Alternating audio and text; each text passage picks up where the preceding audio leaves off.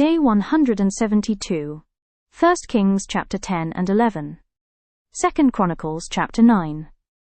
There is something deeply relatable about Solomon's story. Most people do not fail because they lack opportunity. Many struggle because they do not manage success well. Solomon's life reminds us that being blessed is one thing, remaining faithful in the blessing is another. Welcome to Scripture Whispers. Let's begin with one of the most famous events in Solomon's reign, which was the visit of the Queen of Sheba. The queen traveled a great distance because she had heard reports about Solomon's wisdom and the greatness of his kingdom. When she arrived, she tested him with difficult questions. Solomon answered them all. But what stands out is her response. She did not simply admire Solomon. She ended up praising God. She said, "Blessed be the Lord your God, who delighted in you and placed you on the throne of Israel." People may notice your achievements, your business, your family, your talents, your leadership, or your success. But the deeper question is this: when people observe your life, do they end up admiring you alone, or are they reminded of God? A teacher can inspire students and point them to God. A business owner can serve customers with integrity and point them to God. A parent can raise children with love and point them to God. The greatest testimony is not making people think you are amazing. It is helping people see that God is amazing. The Queen of Sheba arrived curious about Solomon, but she left talking about God. That is the kind of impact every believer should desire. Then we move on to read of the descriptions of extraordinary prosperity. Gold flowed into Solomon's kingdom. Silver became so common it was hardly valued. Kings and leaders came from all over the world to hear his wisdom. His influence stretched across nations. From a human perspective, Solomon had everything many people spend their lives pursuing. Yet hidden within these descriptions is a warning.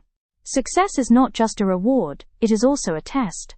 Many people pray, "Lord, bless me," but few pray, "Lord, help me remain humble when you bless me." It is easy to depend on God when resources are scarce. It is much harder to depend on Him when everything seems to be going well. A growing business can test a person's character. A promotion can test humility. Recognition can test motives. Financial increase can test generosity. Influence can test integrity.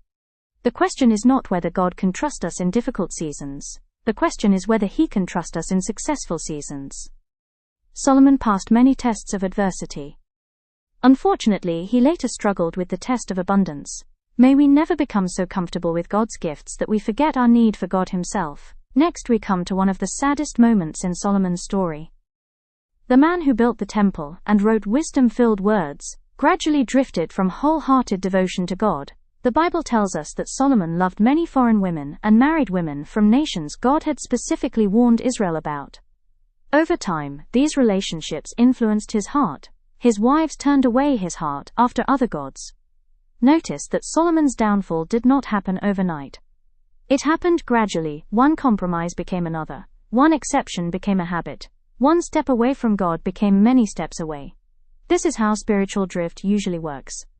People rarely wake up and suddenly decide to abandon their values. Instead, they neglect prayer a little. They ignore convictions a little. They justify small compromises a little. Eventually, what once felt wrong begins to feel normal. A marriage can weaken through small neglect. A career can be damaged by small ethical compromises. A spiritual life can fade through small acts of disobedience. The enemy often works slowly, because slow drift is harder to notice. That is why we must regularly ask, "Lord, is my heart still fully yours?" Not just my actions, not just my reputation, but my heart. Because Solomon's greatest problem was not external, it was internal. His heart slowly moved away from God. Solomon was arguably the wisest man of his generation. God spoke to him personally. God blessed him abundantly. God gave him insight beyond ordinary people. Yet Solomon still disobeyed. This reminds us that knowing what is right and doing what is right are not always the same thing. A person can know Bible verses and still struggle with obedience. A leader can teach others and still ignore God's instructions. A parent can give excellent advice and still fail to apply it personally. Information alone does not transform lives, application does.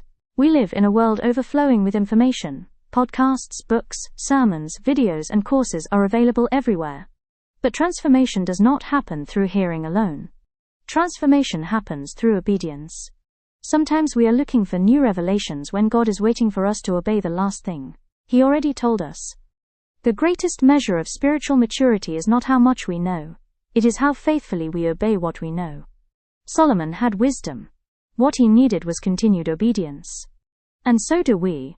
Although Solomon failed, God did not completely abandon his covenant promises.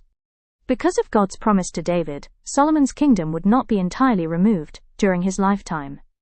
Even in judgment, God showed mercy. This reveals something beautiful about God's character. God takes sin seriously, but He is also rich in mercy. Throughout Scripture we see people who made mistakes, experienced consequences, and yet still found God's grace. Perhaps you have made poor decisions. Perhaps you regret missed opportunities. Perhaps you have wandered from God in some area of life. Solomon's story reminds us that failure is serious, but it does not have to be the final chapter. God still calls people back to Himself. His mercy remains available. His grace remains available. His invitation remains available. The same God who corrected Solomon is the same God who patiently restores those who return to Him. That is good news for every imperfect person, which means it is good news for all of us. Let your success point people to God. Treat success as a test, not just a reward. Guard against small compromises. Remember that wisdom must be matched with obedience. Trust God's mercy even when you have fallen short. The story of Solomon is not merely about a king long ago.